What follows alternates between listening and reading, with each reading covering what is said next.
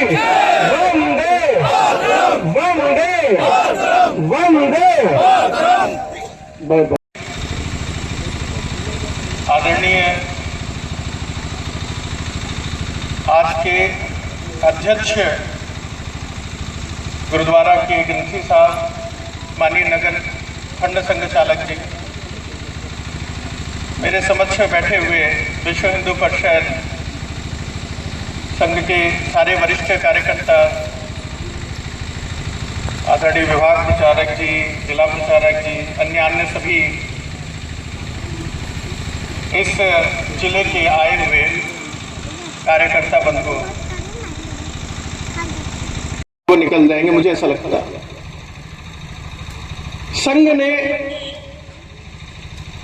ऐसे 3000 पर्वों के बीच में से 6 उत्सव और पर्वों को चुना, क्योंकि सिर्फ नाचना गाना मौज करना और फिर चुप्पे से बैठ जाना किसी भी उत्सव का, किसी भी सांस्कृतिक कार्यक्रम का, किसी भी आयोजन का, किसी भी प्रकार से पर्व का उद्देश्य नहीं रहा होगा। हमारे पुरखों ने अगर कुछ बनाया तो कुछ सोच समझ करके बनाया होगा। हम सब जानते हैं आज का जो त्योहार है मकर संक्रांति, 3 रेखाएं हैं, कर्क, मकर और मध्य। दक्षिणायन उत्तरायण के बारे में भी सुना होगा। जो लोग भूगोल जिन्होंने पढ़ी है और जो भौतिक का ज्ञान रखते हैं उनको पृथ्वी के अंश का भी ध्यान होगा, और जब वो मूव करती है तो किस प्रकार से वो,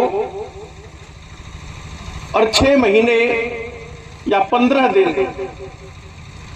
कभी अंधेरे में उत्तरायण तो कभी दक्षिणायन टाइप, इस प्रकार से। और ये करते करते पूरा 1 वर्ष जब बीतता है तो उसका एक अंश थोड़ा सा परिवर्तित होता है। तो अब 1-1.5 घंटा और बढ़ जाएगा। 7 बजे भी जाओ तो उजाला ही लगता है। क्यों लगता है?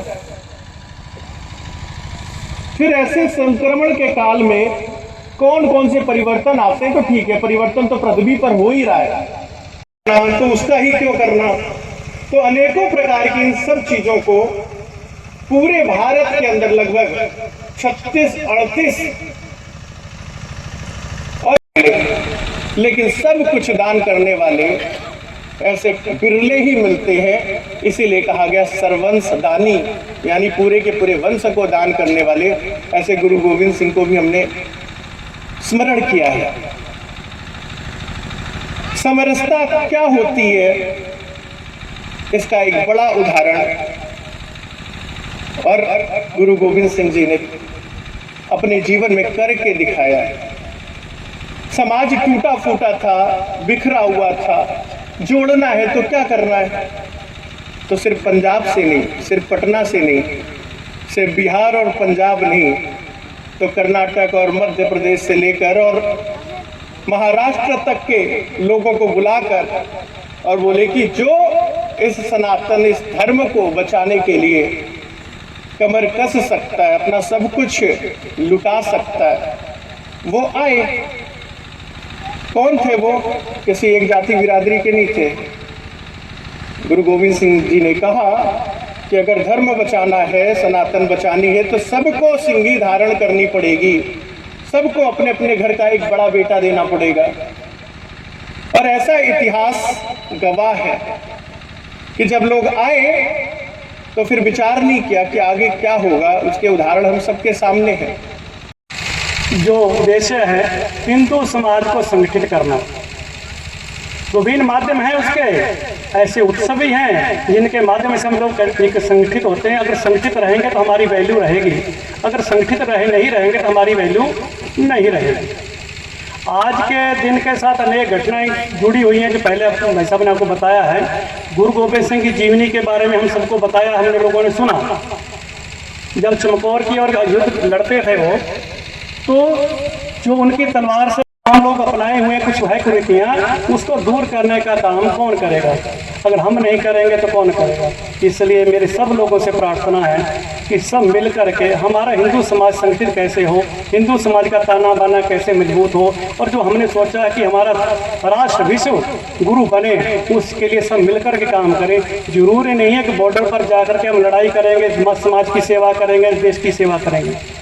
जो काम हम कर रहे हैं, चाहे खेती का समाज हमारा मजबूत होगा, उतना ही राष्ट्र मजबूत होगा। अगर राष्ट्र मजबूत होगा तो देश की कोई, दुनिया की कोई ताकत नहीं है जो हमारी उंगली उठा करके हमारी तरफ आंख उठा करके देख सके। मेरा आप सब लोगों से निवेदन है कि इस खिचड़ी भोज पर हम सब लोग आए हैं और भाई साहब का हमने बौद्धिक सुना है, तो कुछ ना कुछ हम अपने साथ लेकर के जाएं, उस पर चलने का प्रयास करें। जो हमारे महापुरुषों ने त्याग बलिदान किया है उसको स्मरण करते हुए उसके जीवन के कुछ अंश अपने जीवन में उतार करके उस पर चलने का प्रयास होगा, तो ये कार्यक्रम सार्थक होगा। धन्यवाद। और मिलजुल करके सभी लोग रहे, यही संदेश आज का कार्यक्रम देता है कि एक रहेंगे तो सेफ रहेंगे। तो कार्यक्रम का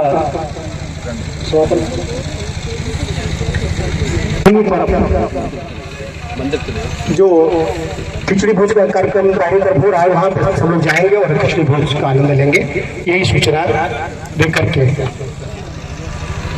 और एक बार उद्घोष करेंगे जैसे कि लगे कि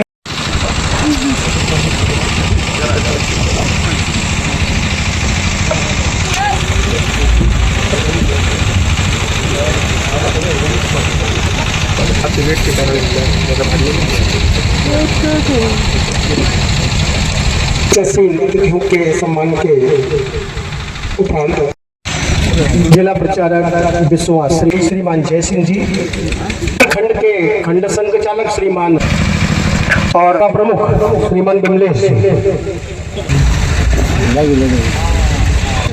और संघ परिवार की ओर से सभी